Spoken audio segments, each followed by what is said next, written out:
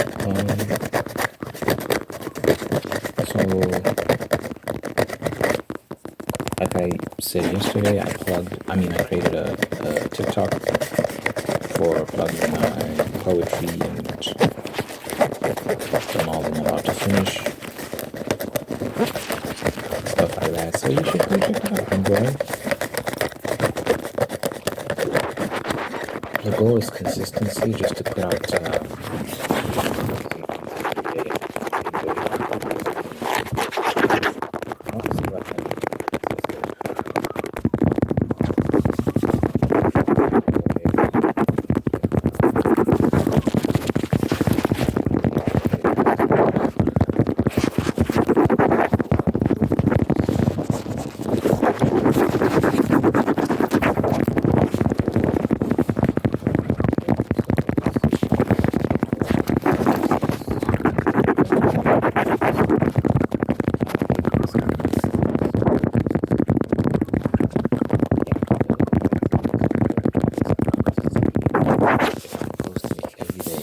stopping every single day. Honestly, by December 31st, honestly, how much I can grow. It just gives me something to look forward to. So that I'm not working so I can follow the project today.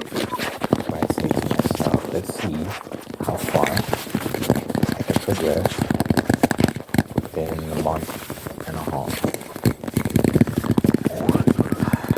So yeah, if all works out, that'll be amazing.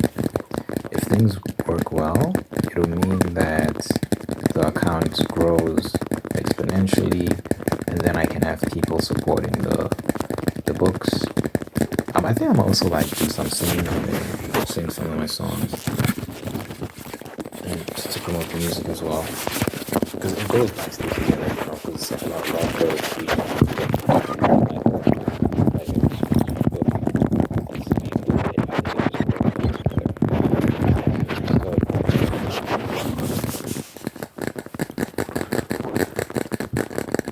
Pray for me, pray for me, pray for me. I want to do it all. I didn't pray this morning, I need to pray.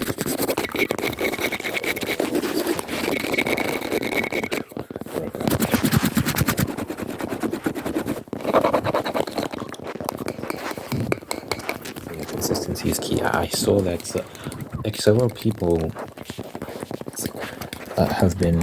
have accounts specifically like poetry accounts where they just read their poetry, and they're doing well. Some have hundreds and thousands of followers, some have tens and thousands.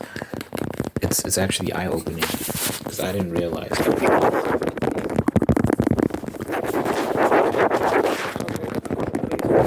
a lot of artists to express themselves. And I didn't have much hope in the kind of the poetry landscape, just in terms of what's coming out these days. But it seems like there's some decent poets out there. People who are actually really nice at what they do.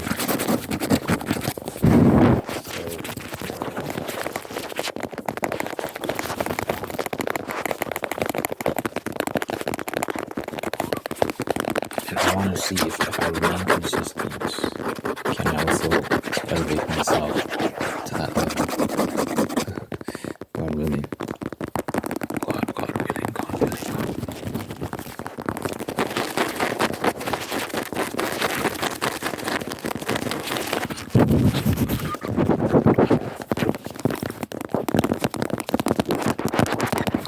Some threshold triggers. Yeah, I have been kind of neglecting them as of late. Just gonna remove something to help.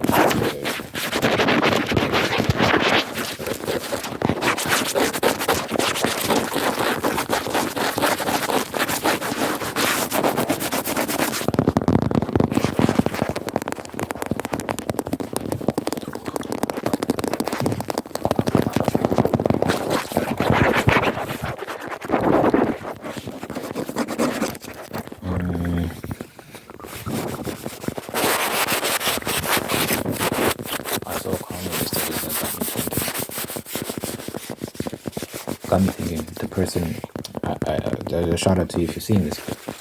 This person had talked about, wait, let me gather my thoughts. Sexual relationships, specifically romance,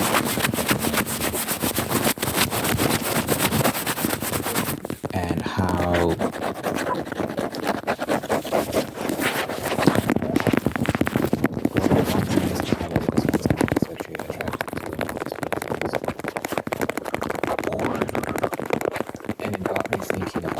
several things.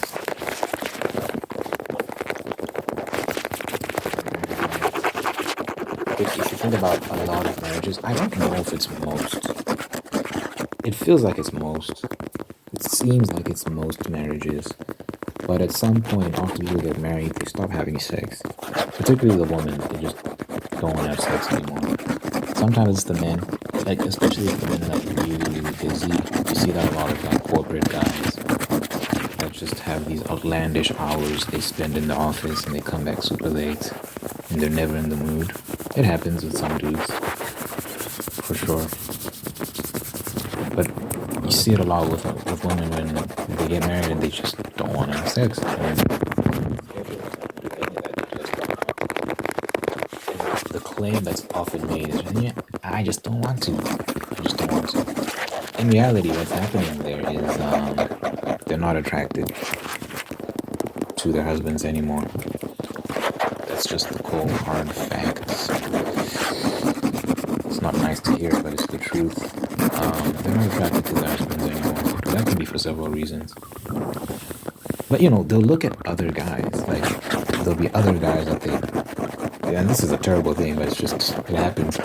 They'll be fantasizing about other men. It's not that they've lost their sex drive. It's that they're just not sexually attracted to their husbands.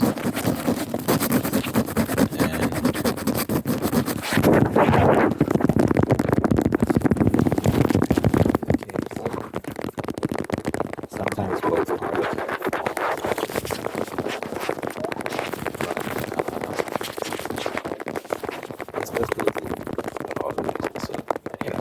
An obvious kind of thing is maybe he lets himself go. He's not in shape anymore.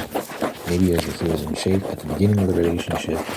They got married, he let himself go. He's like this big property now. Just doesn't take his health and fitness seriously anymore because, he feels like he doesn't have to. He's married. That could be a reason. So sometimes a very simple fix to like a lack of sexual intimacy in a relationship is both of you all getting in shape, looking good for your partner. Another reason is we'll get progressively deeper as we go along. Another reason is like you aren't as romantic anymore, so you don't go out as much. You're not emotionally connected. Everything's just kind of fallen into routine. So maybe you got kids at work, so you don't take that much time out in your relationship to go out for dinner, go out for walks, go see that movie, go see that play, whatever the case may be. You don't do that as much as you used to. And you lose that kind of romantic spark. You lose that dialogue you used to have. Working on the relationship even more. And what tends to happen there is, the sex kind of also goes in the way of the wind. Especially with like women, like that emotional connection is very important. The sex often follows that. So for a guy, this is a pro tip for a lot of women. Like if you miss that kind of romantic aspect of the relationship and you really want to bring it back, it's so simple. Just promise him sex after the date. It actually does work.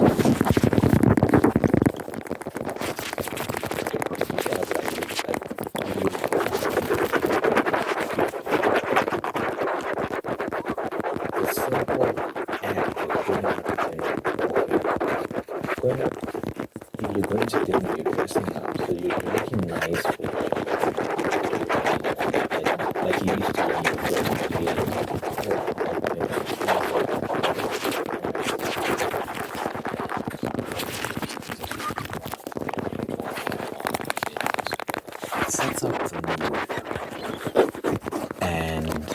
then when you get home, you can do things. And it's encouragement for the man because he's like, I'm getting something out of this. Because a lot of guys don't like to do all this talking and going out and whatnot. I actually like it. I actually like going out and having dinner, going to different restaurants, and I like how different restaurants are from each other. So it's like always, going to different locations and trying different food out and conversations and all these things. It's nice, especially when you're going to laid back places, cozy, quiet, like loud music playing and stuff like that, so you can hear each other talk. I like the whole experience. It's just nice. So I don't need too much encouragement to do that, just personally. But yeah, some guys, if you put a carrot on the stick, like, hey, we could have sex afterwards.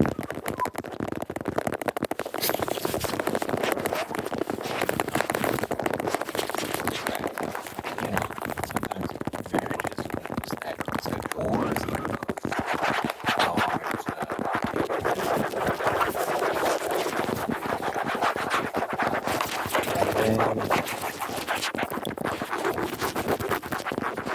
this is where it gets interesting. I think this goes just straight into nature. So when we talk about men and women, the sexual relationship is predicated on submission and domination. I was thinking about like books like 50 Shades of Grey. They sell really well amongst women for a reason.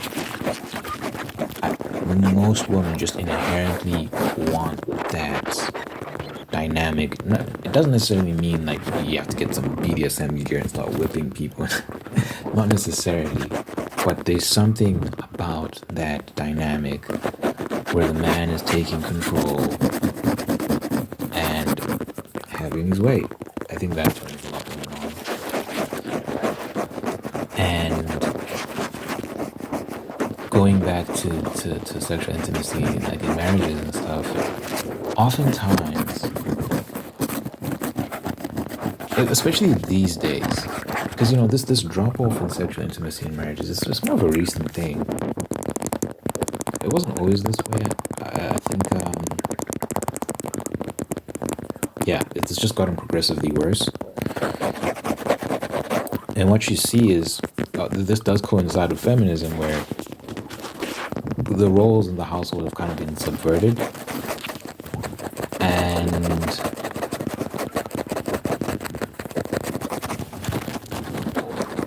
you see a lot of relationships, a lot of marriages where the men are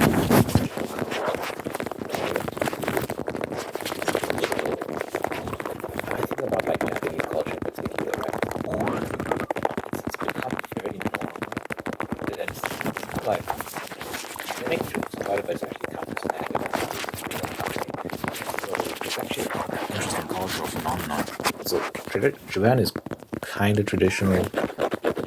Some people perceive it as very traditional, but I actually, when I'm looking into it, I'm like, this is not that traditional. Actually, this is a subversion of tradition. It's like it's got the veneer of tradition, but when you really look into it, there's something kind of crazy going on here, where the woman stay at home, so the man works, the woman stay at home and do all the stay-at-home duties and cooking, cleaning, taking care of the kids, so on and so forth. But they also handle all the money, and they're pretty much the boss of the house. So it's not really this submission of like, I'll submit to my husband and he will work and bring home the bacon and he'll be the head of the house. No. It's like, he's basically my slave. I got a great deal where I get to stay at home while he goes to work, and I take all his money and I decide how the money is spent. I decide how this household is run, and that's what you see with a lot of these marriages in Japan, where it's like the man doesn't have that much say, and the women aren't sleeping with their husbands. I saw like these guys were getting interviewed because it's a serious problem in Japan. By the way, Japan is one of the lowest birth rates in the world, so you can imagine how serious the problem is. Even when people get married, they're still not having children. They might have one child. If they do have children,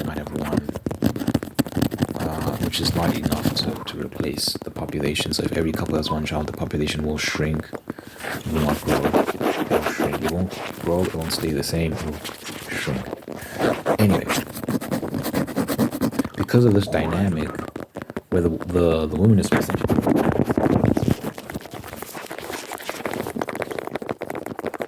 she's essentially cut. She's made him a son. She's submitted him. And women generally are not attracted to that sort of guy. If she can overwhelm you, overpower you, and gain dominance over you, you essentially become a bitch. I'm sorry to put it so vulgarly, but yeah, that's what's happened. You know, she runs the house, and she's not gonna sleep with a guy like that. Which is why they don't. So, like I was saying, I saw an interview of this guy talking about how he didn't have sex the entire year. She didn't sleep with him for the entire year. It's just things like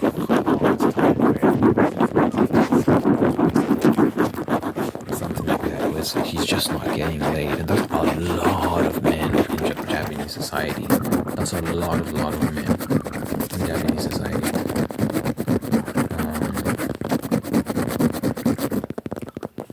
So, you know, you can apply that to many parts of the world. I don't think it's as extreme in other parts of the world as it might be in Japan. It's extreme in Japan, man. Those bitches have those guys in a chokehold. They're not having like this, dude. Like, think about it. The sort of man that you've beaten into submission, and he does your bidding. Like, there's nothing attractive about that. It's not gonna arouse her.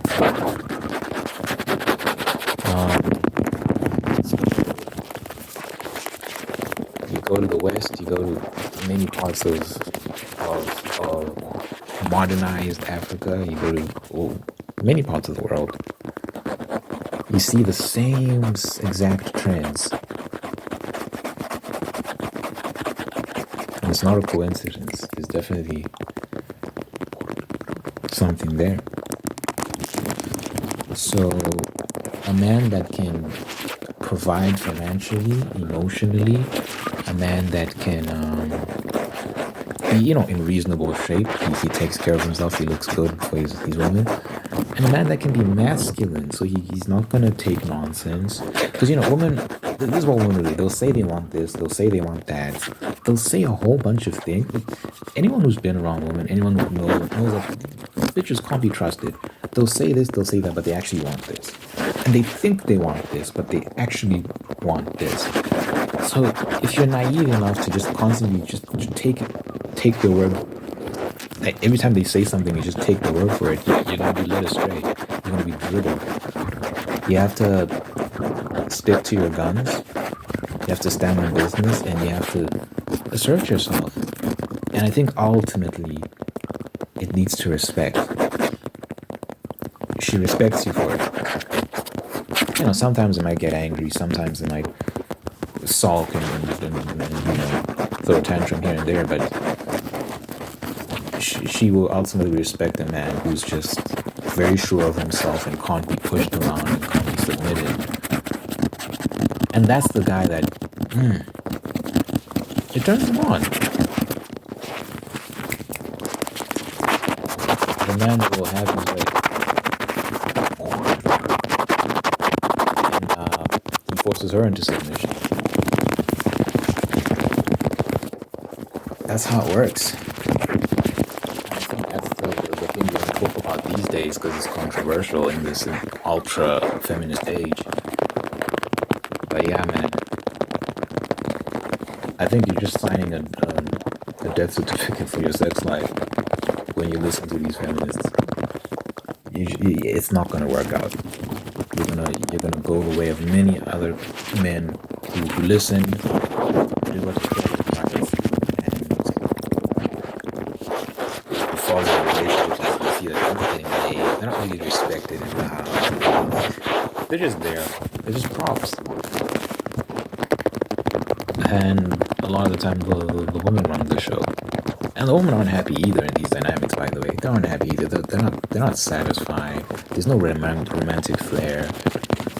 The sex is non-existent. But they find themselves having fantasies, reading like what do they call it, literotica, these sexual books. And so the sex drive is still there. It's just they don't have it for their significant other. Yeah, it's a mess. It's an absolute mess. So I've kind of learned over time the game, what's happening, what needs to be done, what I need to do. Because I do have a desire to lead. I do have a desire to be the head of my household. I have no desire to be in a relationship where, this girl is constantly vying for power and, oh, we need to be equals and like, I also want to lead and all this stuff. No, it's not going to work. It's not going to work at all. There's nothing about that appeals to me, I'm just being honest. So it's like, how much time would I need to get myself into a position where I can lead effectively and have a sort of, because it takes work to get there. It's not a given that your woman is going to respect you. She's going to want to follow. It's not a given. You have to do that. So it's like I have to get my finances in order. I think I'm very emotionally intelligent. So I think I'm emotionally available. I can have those discussions. I don't mind talking. I don't mind listening.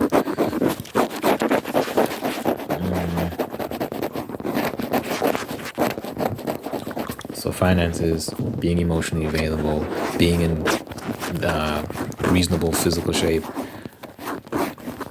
being masculine, being able to take charge, not take nonsense, and knowing when to put your foot down,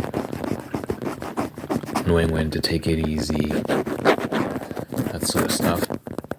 I think when you have that nice set of qualities, yeah, you'll be okay. You'll be okay in the marriage, getting laid. I want to get laid pretty much every day. It won't be every day, obviously, just because, time, scheduling, all these sort of things, and sometimes it's good to take a break as well, like go on a fast, and maybe you don't have physical intimacy for a couple weeks, but it's generally like high sex frequency is the goal. Boom, boom, boom, boom, boom, boom, boom. That's my goal, and I will attain it. So, it's just about working on myself to get to that point, and then I'll attract the right woman, and boom. I have no delusions about my place in the dating market, and maybe I am a bit delusional. For the most part, I think I'm pretty realistic about my prospects, what I'm capable of, what I'm not capable of. And right now, where I'm at in life, I'm just like, I'm not.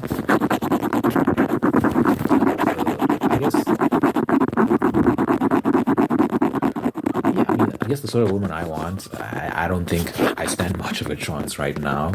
Just in terms of like, if I have to compete against this guy, that guy, whatever. I'm not really competing.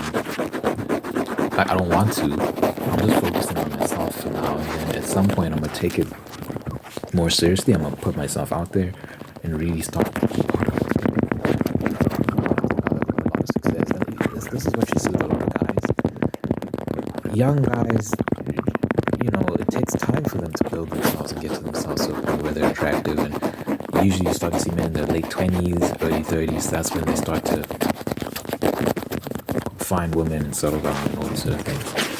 because they would have built themselves. And that's just been the trend in history. It takes time for men to accrue resources and mature and become sure of themselves, gain that confidence they need. So I'm still on that journey. And yeah, for the most part, I don't have delusions about that. My chances with certain women and all these sort of things, and then yeah, I'm okay with that. I really am. To give myself credit, I do think there are some women I could be with. I'm thinking about one girl in particular where she's attractive and she's reasonably popular. She could appeal to the male ego. There's a lot of guys. If you're with a girl, people will be like, "Oh, she's pretty. He's with a pretty girl. He did well for himself." It's a nice feeling as a man to get that kind of stroke of the ego, even though it's very materialistic. It's very shallow. It's nice. So she would appeal to that aspect of things, but we're not really like she's attractive, but like we're not aligned on a lot of things. So it just wouldn't make sense, to be honest. But I do think, and look, I try to be critical of myself. I try to be realistic. I don't want to be delusional. I think I have a chance with a girl that I have no chance with. I don't want to do that. I get whenever because me and her have hung out quite a bit. Whenever I'm with her, I get a good sense that she does like me. More importantly, she respects me, which is interesting. Because girl can like you, but she doesn't respect you.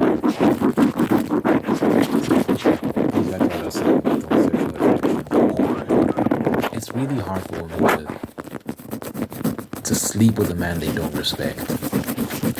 It's not great.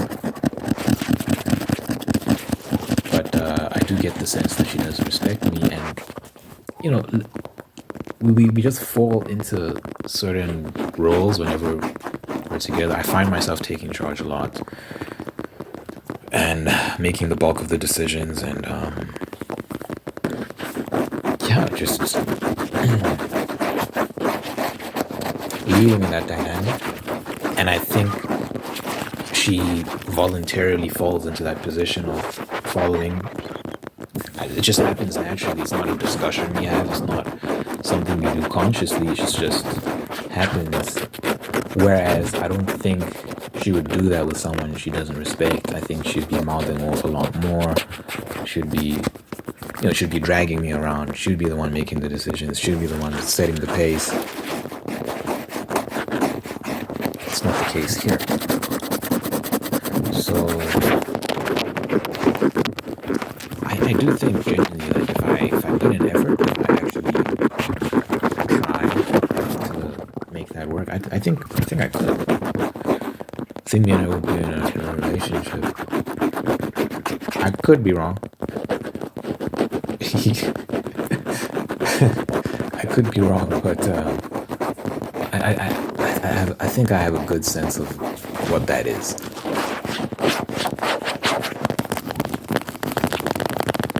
But yeah, like I said, we're just not aligned in the ways that matter the most.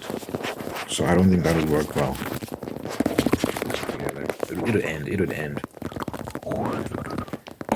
It would almost certainly end. And if it didn't end, I'd be very miserable for the rest of my life. She is chaotic. And this is what a lot of guys, I've noticed this is what a lot of guys do.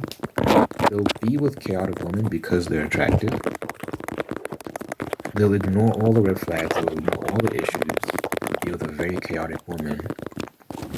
And it's a bad thing. You shouldn't settle for that. You should be very practical.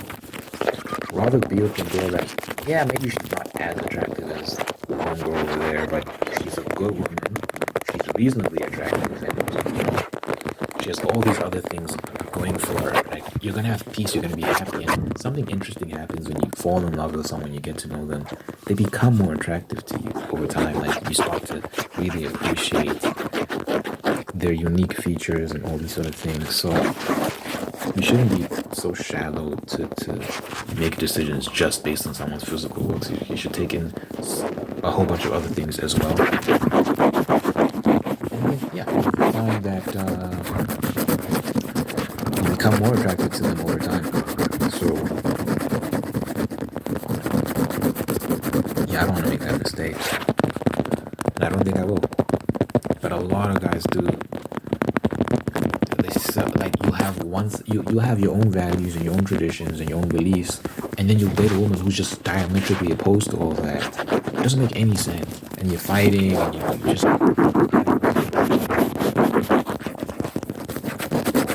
remember watching this dating show, and this guy was pretty laid back, and you can see that he's looking for a more traditional woman, and the girl he's with is very attractive, but she is such a mess, dude. She's all over the place, very emotional. Like even for a woman, she's like very emotional and like just yeah. They're clearly not good for each other. Like, they're not a good match. But like, bro, she's beautiful, and you can tell that like this guy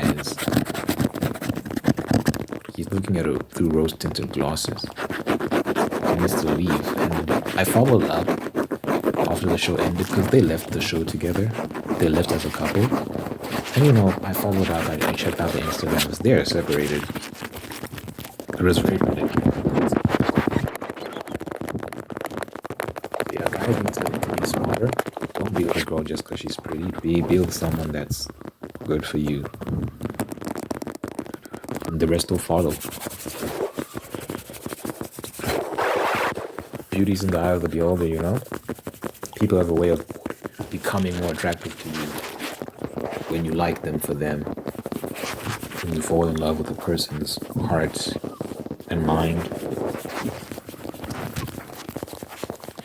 they start to morph in front of you. They start to become more attractive. And you see them in ways that other people might not see them.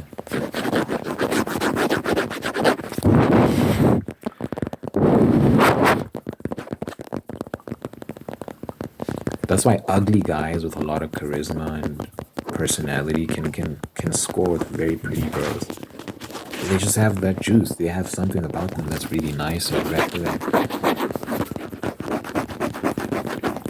she's not thinking to herself, this is an ugly man that she's having sex with. And there's probably so many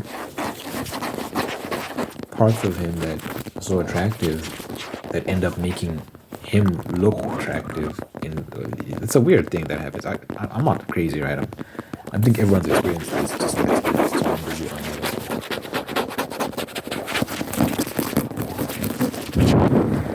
I remember like 2021 when I was in cooking school. There was this girl. Like she's a plain Jane. She's really not that like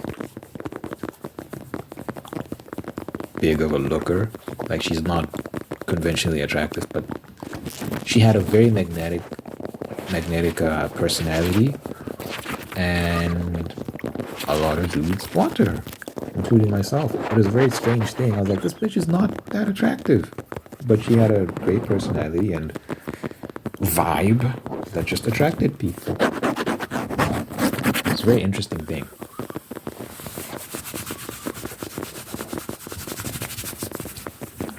And that's the very interesting thing about humans as well. We go beyond just pure physical instinct.